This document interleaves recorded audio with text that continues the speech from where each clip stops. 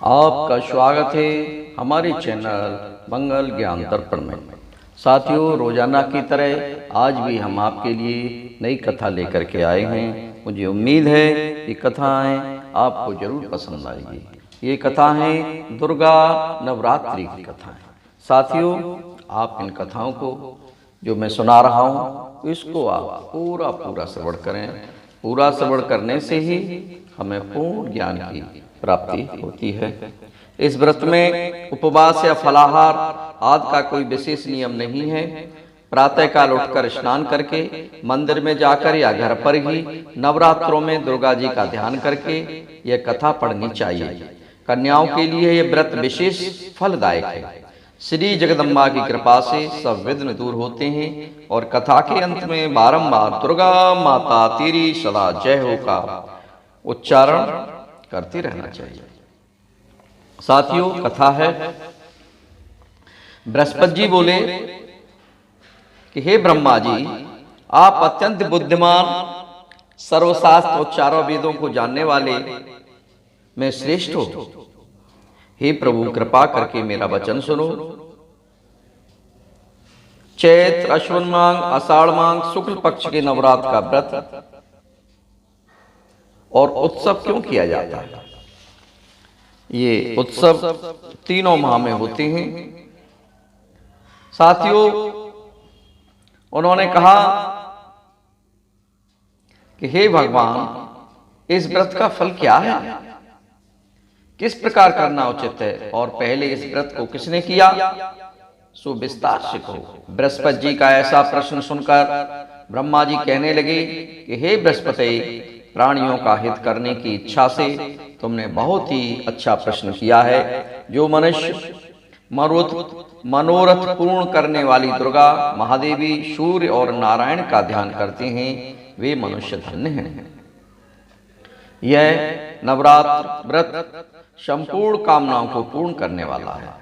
इसके करने से पुत्र चाहने वालों को पुत्र, धन चाहने वालों को धन, विद्या चाहने वालों को विद्या और सुख चाहने वालों को सुख मिल सकता है।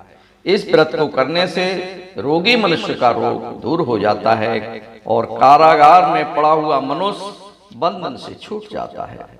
मनुष्य की तमाम विपत्तियां दूर हो जाती हैं और उसके घर में संपूर्ण संपत्तियां आकर उपस्थित हो जाती हैं। बंधुआ और काकबंध्या के इस व्रत के करने से पुत्र ही पुत्र हो जाता है। समस्त पापों को दूर करने वाले इस व्रत के करने से ऐसा कौन सा मनोरथ है जो सिद्ध नहीं हो सकता। साथियों, यदि व्रत करने वाला मनुष्य सारे दिन का उपवास न कर सके तो एक समय भोजन करे और उस दिन बांधवों सहित नवरात्र व्रत की कथा श्रवण करे। हे बृहस्पति,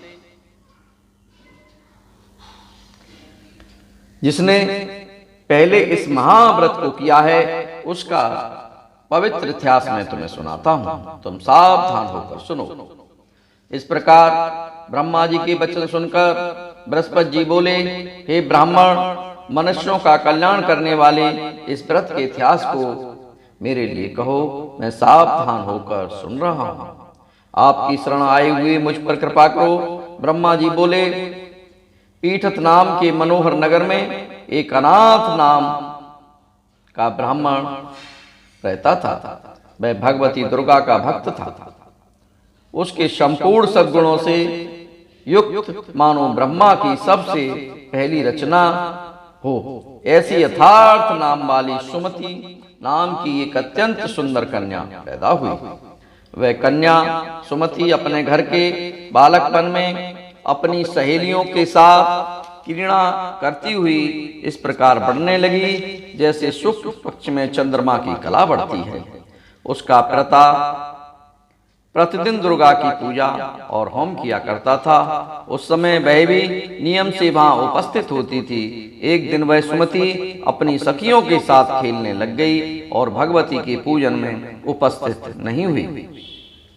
उसके पिता को पुत्री की ऐसी असावधानी देखकर क्रोध आया और पुत्री से कहने लगा, हे दुष्ट पुत्री, आज प्रभात से तुमने भगवती का पूजन नहीं किया, इस कारण मैं किसी कुष्ठी और दरिद्र मनुष्य के साथ तेरा विवाह कर दूंगा। इस प्रकार कुपित पिता के वचन सुनकर सुमति को बड़ा दुख हुआ और पिता से कहने लगी, हे पिताजी, मैं आपकी कन्या हूँ, मैं आपके सब तरह से अधीन हूँ, जैसी आपकी इच्छा हो वैसा ही करो। रोगी, कुष्ठी अथवा किसी के साथ जैसी तुम्हारी इच्छा हो मेरा विवाह कर सकते हो, होगा वही जो मेरे भाग्य में लिखा है। मेरा तो इस पर पूर्ण विश्वास है। मनुष्य न जाने कितने मनोरथों का चिंतन करता है, पर होता वही है जो भाग्य में विधाता ने लिखा है। जो ऐसा करता है उसको फल ही उसके कर्म के अनुसार ही मिलता है, क्योंकि कर्म करना मनुष्य के अधीन है, पर फल देव के अधीन है। जैसे अग्नि में पड़े हुए तृणादि उसको अधिक प्रदीप्त कर देते हैं, उसी तरह अपने कन्या के ऐसे निर्भयता से कहे हुए वचन सुनकर ब्राह्मण को अधिक क्रोध आया। तब उसने अपनी कन्या का एक कुष्ठी यानी कि कोड़ी के साथ विवाह कर दिया और अत्यंत क्रुद्ध होकर पुत्री से कहने लगा, जाओ जाओ, जल्दी जाओ, अपने कर्म का फल भोगो। देखें केवल भाग्य भरोसे पर रहकर क्या करती हो।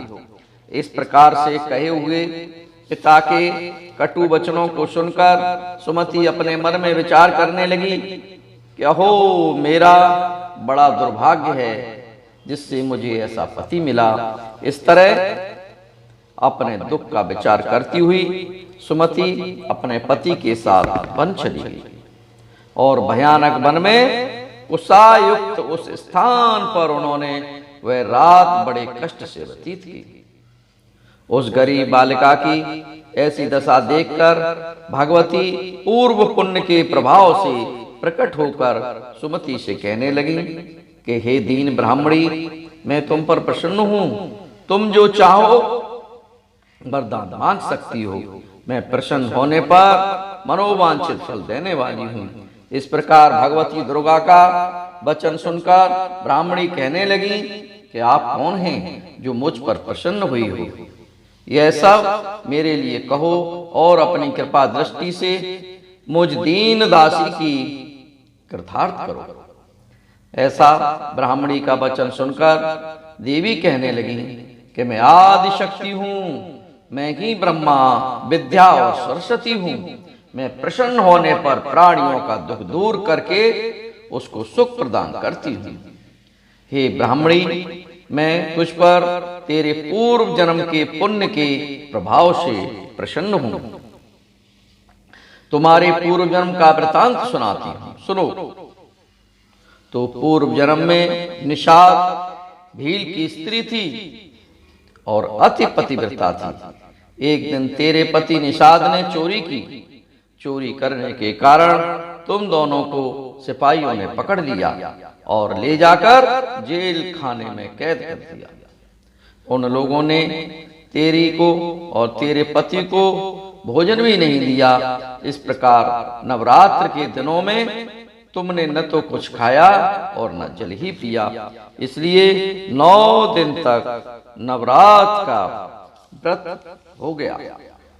ब्राह्मणी, उन दिनों में जो व्रत हुआ उस व्रत के प्रभाव से प्रसन्न होकर तुम्हें मनोवांछित वस्तु दे रही हूँ। तुम्हारी जो इच्छा हो सो मांगो।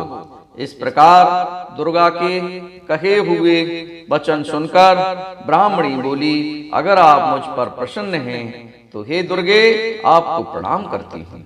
कृपा करके मेरे पति के कोढ़ को दूर करो। देवी कहने लगी कि उन दिनों में जो तुमने व्रत किया था उस व्रत के एक दिन का पुण्य अपने पति का कोढ़ दूर कर होने के लिए अर्पण करो और मेरे प्रभाव से तेरा पति कोढ़ से रहित और सोने के समान शरीर वाला हो जाएगा। ब्रह्मा जी बोले। इस प्रकार देवी का वचन सुनकर वह ब्राह्मणी बहुत प्रसन्न हुई और पति के निरोग करने की इच्छा से ठीक है ऐसे बोली। तब तक उसके पति का शरीर भगवती दुर्गा की कृपा से कुष्ठहीन होकर अति कांति युक्त हो गया, जिसकी कांति के सामने चंद्रमा की कांति भी क्षीण हो जाती है। वह ब्राह्मणी पति की मनोहर देखकर देवी को अति पराक्रमी वाली समझकर स्तुति करने लगी। हे दुर्गे, आप दुर्गत को दूर करने वाली, तीनों जगत का संताप हरने वाली, समस्त दुखों को दूर करने वाली, रोगी मनुष्य को निरोग करने वाली, प्रसन्न होने पर मनवांछित वस्तु को देने वाली और दुष्ट मनुष्य का नाश करने वाली हो। तुम ही सारे जगत की माता और पिता हो। हे अम्बे, मुझ अपराध रहित अबला की मेरे पिता ने कुष्ठा के साथ विवाह करके मुझे घर से निकाल दिया। उसकी निकाली हुई पृथ्वी पर घूमने लगी। आपने ही मेरा इस आपत्ति रूपी समुद्र से उद्धार किया है। हे देवी, आपको प्रणाम करती हूँ, मुझ दीन की रक्षा करो। ब्रह्मा जी बोले कि हे बृहस्पति, इस प्रकार उस सुमति के मन में देवी की बहुत स्तुति की। उससे की हुई स्तुति सुनकर देवी को बहुत संतोष हुआ और ब्राह्मणी से कहने लगे कि हे ब्राह्मणी, तुम्हारे उदालय नाम का एक अति बुद्धिमान, धनवान, कीर्तिमान और जितेंद्रिय पुत्र शीघ्र ही होगा। ऐसे कहकर वह देवी उस ब्राह्मणी से फिर कहने लगी कि हे ब्राह्मणी, और जो कुछ तेरी इच्छा हो वही मनवांछित वस्तु मांग सकती है। ऐसा भगवती दुर्गा का वचन सुनकर सुमति बोली कि हे भगवती दुर्गे, अगर आप मेरे ऊपर प्रसन्न हैं तो कृपा करके मुझे नवरात्रि की विधि बताइए। हे दयावती, जिस विधि से नवरात्र व्रत करने से आप प्रसन्न होती हैं, और उस विधि और उस फल को मेरे लिए विस्तार से वर्णन करें। इस प्रकार ब्राह्मणी के वचन सुनकर दुर्गा कहने लगी कि हे ब्राह्मणी, मैं तुम्हारे लिए संपूर्ण पापों को दूर करने वाली नवरात्र व्रत विधि को बतलाती हूँ, जिसको सुनने से तमाम पापों से छूटकर मोक्ष की प्राप्ति हो जाती है। अश्विन मास के शुक्ल पक्ष की प्रतिपदा से लेकर 9 दिन तक विधि पूर्वक व्रत करें। यदि दिन भर का व्रत न कर सके तो एक समय का भोजन करें। पढ़े लिखे ब्राह्मणों से पूछकर घट स्थापना करें और बाटका बनाकर उसको प्रतिदिन जल से सींचें। महाकाली, महालक्ष्मी और महासरस्वती की मूर्तियां बनाकर उनकी नित्य विधि सहित पूजा करें और पुष्पों से विधि पूर्वक अर्घ दें। बिजौरा के फूल में अर्घ देने से रूप की प्राप्ति होती है। जायफल से कीर्ति की, दाख से कार्य की सिद्धि होती है। आंवले से सुख और केले से भूषण की प्राप्ति होती है। इस प्रकार फलों से अर्घ देकर या विधि हवन करें। खाण, घी, गेहूं, शहद, जौ, तिल, बिंब, नारियल, दाक और कदम, इससे हवन करें। गेहूं का होम करने से लक्ष्मी की प्राप्ति होती है। खीर व चंपा के पुष्पों से धन और पत्तों से तेज और सुख की प्राप्ति होती है। आंवले से कीर्ति और केले से पुत्र की प्राप्ति होती है। कमल से राज सम्मान और दाखों से सुख की संपत्ति की प्राप्ति होती है। खाण, घी, नारियल, शहद, जौ और तिल, इनसे तथा फलों से होम करने से मनोवांछित वस्तु की प्राप्ति होती है। व्रत करने वाला मनुष्य इस विधान से होम करके आचार्य को अत्यंत नम्रता के साथ प्रणाम करें और यज्ञ की सिद्धि के लिए उसे दक्षिणा दें। इस महाव्रत को पहले बताई हुई विधि के अनुसार जो कोई करता है उसके सब मनोरथ सिद्ध हो जाते हैं। इसमें तनिक भी संशय नहीं है। इन 9 दिनों में जो कुछ दान आदि दिया जाता है उसका करोड़ों गुना मिलता है। इस नवरात्र के व्रत करने से ही अश्वमेघ यज्ञ का फल मिलता है। हे ब्राह्मणी, इस संपूर्ण कामनाओं को पूर्ण करने वाले उत्तम व्रत को तीर्थ, मंदिर अथवा घर में ही विधि के अनुसार करें।